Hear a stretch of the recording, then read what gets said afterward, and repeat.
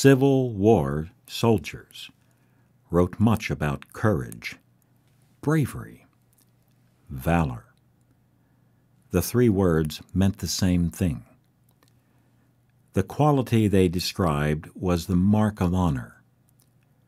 But soldiers wrote even more about cowardice, the mark of dishonor.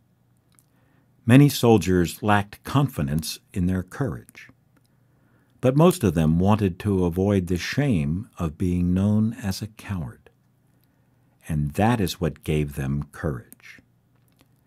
Civil War soldiers went forward with their comrades into a hail of bullets because they were more afraid of showing the white feather than they were of death.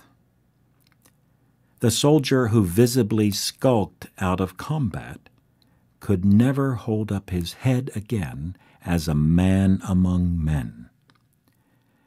S.L.A. Marshall wrote of soldiers in World War II. Personal honor is the one thing valued more than life itself by the majority of men. Civil War soldiers would have agreed. Death before dishonor is a phrase that occurs in their letters and diaries more times than one can count, and they really seem to have meant it. Before their first battle, many soldiers were apprehensive that they would not pass this test of manhood. Those who did pass uttered a sigh of relief after it was over. "I am so afraid I shall prove a coward," an officer in the 8th Connecticut told his family. "I can hardly think of anything else." But after the Battle of New Bern, he wrote elatedly that he was a little shaky at first, but soon got used to the music. "I know no one will say that I behaved cowardly in the least."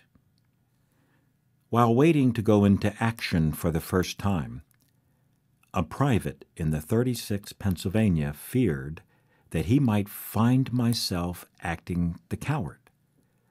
But in fact, the opposite was the case. I was never more cool and self-possessed than while in the hottest of the fight.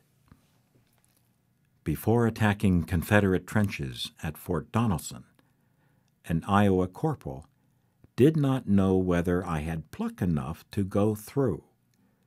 But afterward, "I have no fear, but I can do my duty.